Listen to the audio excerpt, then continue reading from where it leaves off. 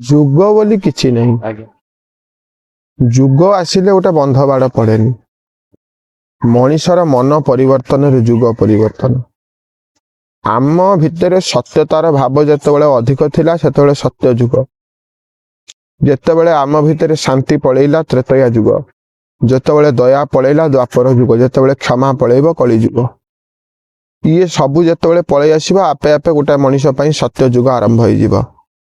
ସତ୍ୟ ଯୁଗ ହିରଣ୍ୟକଶ୍ୟପ ପାଇଁ କି ସତ୍ୟ ଯୁଗ ନଥିଲା। ତ୍ରେତୟା ଯୁଗ ରାବଣ ପାଇଁ କି ତ୍ରେତୟା ଯୁଗ ନଥିଲା। ଦ୍ୱାପର ଯୁଗ କଂସ ପାଇଁ କି ଦ୍ୱାପର ଯୁଗ ନଥିଲା। କଳି ଯୁଗରେ ସତ୍ୟବାଦୀ ପାଇଁ କି କାହା କଳି ଯୁଗ ନୁହେଁ। ବଶିଷ୍ଠ ବିଶ୍ୱାମିତ୍ର ଜାବାଳ ଯମଦଗ୍ନି ଅଙ୍ଗିରା କ୍ରତୁ ପୁଲ ଯେତେ ମହାନ ମହର୍ଷି ରହିଥିଲେ ସେମାନେ ତପ ଫଳରେ ସବୁ ସମୟରେ ସତ୍ୟ ଯୁଗ ଅନୁଭବ କରୁଥିଲେ। ସତ ନାମକୁ ଯିଏ ଧରିଛି ଏଭ୍ରି ଟାଇମ୍ ଆର୍ ଇଚ୍ ଅଦର ତା ପାଇଁ କି ତାହା ସତ୍ୟ ଯୁଗ। ଏଇଟା ହଉଛି ନିର୍ଯାସ। ସତ୍ୟ ପଥରେ ପଥିକ ହେଉଥିବା ବ୍ୟକ୍ତି ପାଇଁ କି ପ୍ରତ୍ୟେକ ମୁହୂର୍ତ୍ତ ହଉଛି ସତ୍ୟ ଯୁଗ। କଳିହତ ମାନବ ପାଇଁ କି ପ୍ରତ୍ୟେକ ମୁହୂର୍ତ୍ତ ହଉଛି କଳି ଯୁଗ। ତମେ ଯୋଉ ପ୍ରକାର ଅନ୍ନ ଖାଇବ ସେମିତିଆ ମନ ହବ, ଯୋଉ ପ୍ରକାର ପାଣି ପିଇବ ସେମିତିଆ ବାଣୀ ହବ। ଏଇଟା ହଉଛି କଥା। କଳ୍କି ଅବତାର ଜନ୍ମଗ୍ରହଣ କରିସାରିଲେଣି ଢେଙ୍କାନାଳରେ। ଭୁଲ କଥା। କାହାର କଣ ମନ୍ତବ୍ୟ ଆମେ କିଛି କହିପାରୁନୁ। କିଏ ତ କହୁଛନ୍ତି ବଳଦେବ ଘରେ ଜନ୍ମ ହେଲେଣି। ସିଏ କହିଲେ ଯେ ଧର୍ମ ସଂସ୍ଥାପନା ଥାୟ ସମ୍ଭବାମି ଯୁଗେ ଯୁଗେ। ହେବେ ନିରାକାରରୁ ନରାକାର ହେବେ, କିନ୍ତୁ ଏତେ ବଡ଼ ଦୁଷ୍କୃତ ପରିସ୍ଥିତିରେ ସେଭଳିଆ ରୂପ ତ ଆଗକୁ ଆସୁନାହିଁ। ଆଜ୍ଞା ପଞ୍ଚସଖା ମାନେ ନିଜକୁ ଗୁପ୍ତ କରି ରଖିନଥିଲେ। ସେ ସୁପ୍ତ ଭାବରେ ଜ୍ଞାନ ବିତରଣ କରୁଥିଲେ।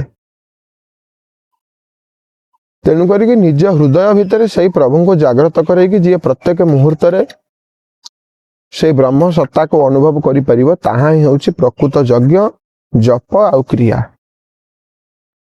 ଏମିତି ଅନେକ କଳ୍କି ଅନେକ ଅନନ୍ତ କହିକିରି ଗଲେଣି, ତାଙ୍କର ପତାଅତା କିଛି ନାହିଁ। ତେଣୁ କରିକି ଯାଦୃଶୀ ଭାବନାମ ଯସ୍ୟ जिसकी भावना जैसी प्रभु मूरत मिले तैसी। ଏମିତି କିଛି ଏବେ ଆପଣ କହିଲେ ଯେ କିଛି ତତ୍ଵ ବା କିଛି ଭଗବାନଙ୍କ ଇଏ ଗୁପ୍ତ ରହିବା ଦରକାର।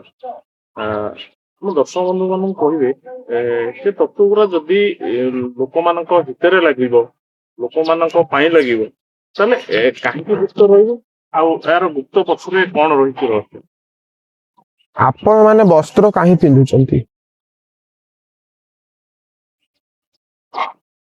ବସ୍ତ୍ର କାହିଁ ପିନ୍ଧୁଛ? ଲଜ୍ଜା। ଗୋଟେ ନାରୀ ଯଦି ଉଲଗ୍ନ ହେଇକିରି ବୁଲିବ ତାର ଆଉ ମହତ୍ଵ ରହିବ?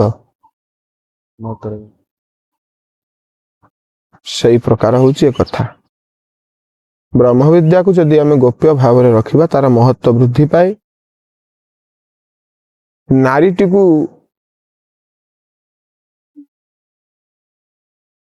ଯୋଉ ପ୍ରକାର ଗୁପ୍ତ ଭାବରେ ରଖାଯାଇଛି ଅମୂଲ୍ୟ ସମ୍ପଦ ପାଇଁ, ସେମିତି ମହାବ୍ରହ୍ମ ବିଦ୍ୟାକୁ ମଧ୍ୟ ଅମୂଲ୍ୟ ସମ୍ପଦ ଭାବେ ରଖାଯାଇଛି।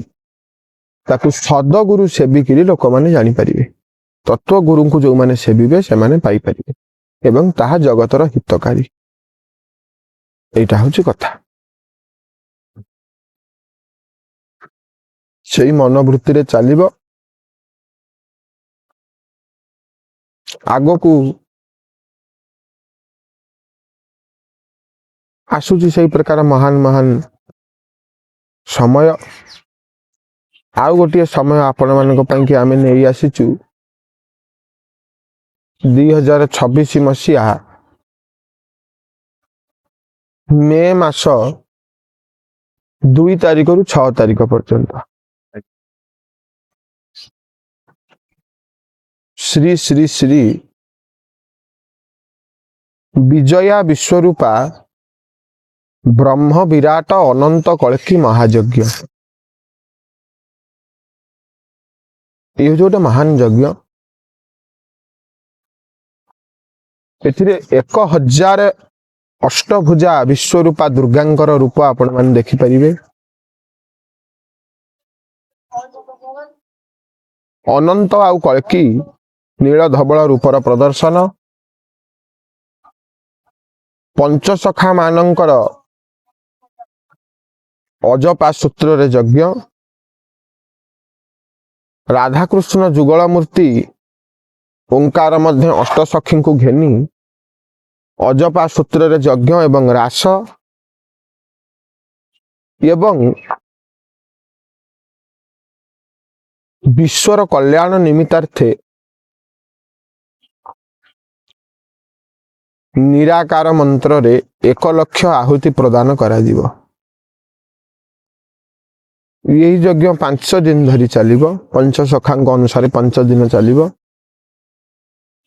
2 ତାରିଖ ଦିନ ମେ 2 ତାରିଖ 2026 ଦିନ ଆମେ ଅଙ୍କୁର ଅଧିବାସ ସଙ୍ଗେ ରାସର ଅଧିବାସ ହବ। ପଞ୍ଚରଙ୍ଗୀ ଧ୍ୱଜା ଉଡ଼ିବ।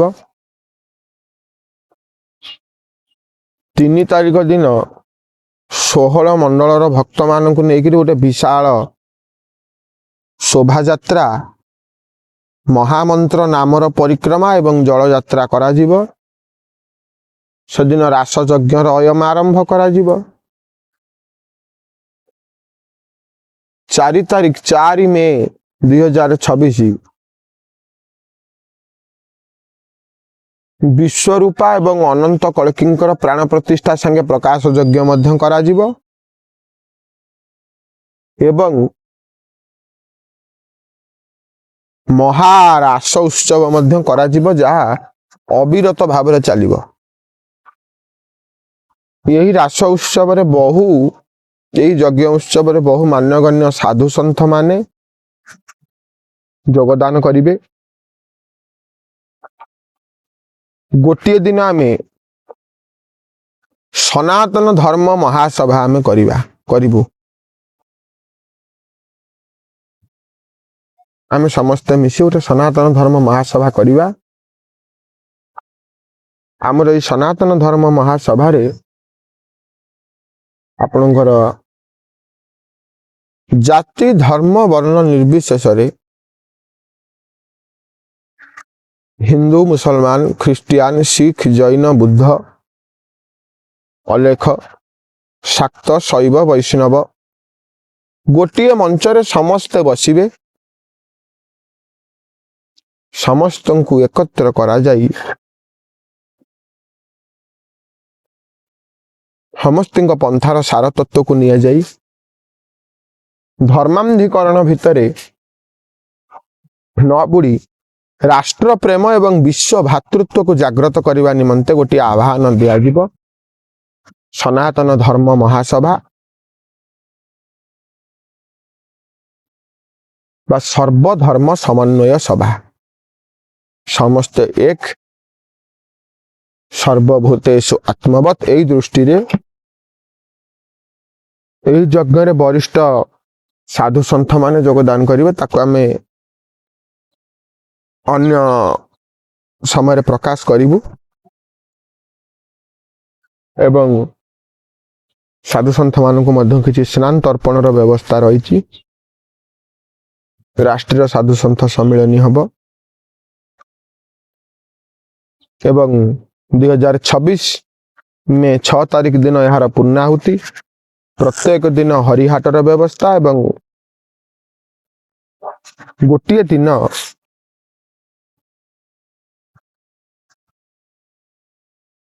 ସର୍ବଭକ୍ତମାନଙ୍କୁ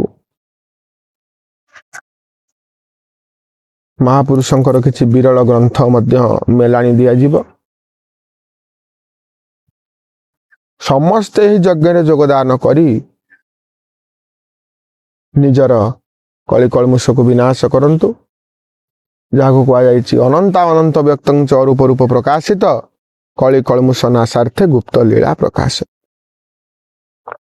ଆସନ୍ତୁ ସମସ୍ତେ ଏକ ହବା ସତ୍ୟ ସନାତନ ଧର୍ମର ପ୍ରତିଷ୍ଠା ନିମିତ୍ତାର୍ଥେ, ପଞ୍ଚସଖା ଧର୍ମ ଦର୍ଶନର ପ୍ରତିଷ୍ଠା ନିମିତ୍ତାର୍ଥେ ଆଗକୁ ବଢିବା, ବିଶ୍ୱ ଜଗତର ମଙ୍ଗଳ ବିଧାନ କରିବା। ଜୟ ଜଗନ୍ନାଥ, ଜୟ ପଞ୍ଚସଖା। ରହିଛି ମିନସନି ଆଉ କେତେ ଦିନ ଭୋଗ ହବ? ମିନସନି ଆଉ ଗୋଟିଏ ବର୍ଷ ଅଛି। 1.5 ବର୍ଷ ଗଲାଣି, ଆଉ ଗୋଟିଏ ବର୍ଷ ଅଛି। ଆଉ ଏଇ 1.5 ବର୍ଷ ଭିତରେ ଆଉ କିଛି ଅଳ୍ପ ବିଶ୍ୱସ୍ତରରେ କ୍ଷୟକ୍ଷତି ହବ। ତାପରେ ପୁଣି ପରିସ୍ଥିତି ପଳେଇ ଆସିବ ଠିକ ଠାକ। କିଛି ଭୟ କରିବାର ନାହିଁ। ମୁଁ ଯଦି ଠିକ ମୋ ପାଇଁ ଦୁନିଆ ଠିକ। ଏଇଟା ହଉଛି ଧର୍ମ ଜାଗରଣ। ମୀନ ଶନି କେତେ ବର୍ଷ ଥରେ ପଡେ? ଶୁଣ,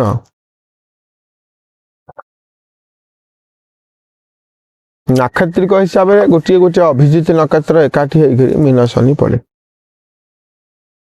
ତାହା ସମସ୍ତେ କହୁଛନ୍ତି, ତାକୁ ଆମେ ଆଉ ଘୋରିବା ଆବଶ୍ୟକ ନୁହଁ। ଆଜ୍ଞା। ମୀନ ହଉଛି ମଣିଷ, ସଂସାର ଜଳ ରୂପେଣ ମୀନ ରୂପେଣ ମାନବା। ଶନି ହଉଛି ଧୀବର, କାଳ ରୂପିଞ୍ଚ ଧୀବର। ମଣିଷ ଯେତେବେଳେ ମାଛ ଯେତେବେଳେ କୈବର୍ତ୍ତର କବଳରେ ପଡେ ସେ ଛଟପଟ ହୋଇକି ମରେ। ଆମେ ଯେତେବେଳେ ପ୍ରକୃତିର କବଳିତ ହଉ ମାୟାରେ, ଆମର ବିନାଶ ସୁନିଶ୍ଚିତ। ଯିଏ ମାୟାକୁ କାଟିବ ଈଶ୍ୱର ସତ୍ତାକୁ ଅନୁଭବ କରିବ। ଜୟ ଜଗନ୍ନାଥ।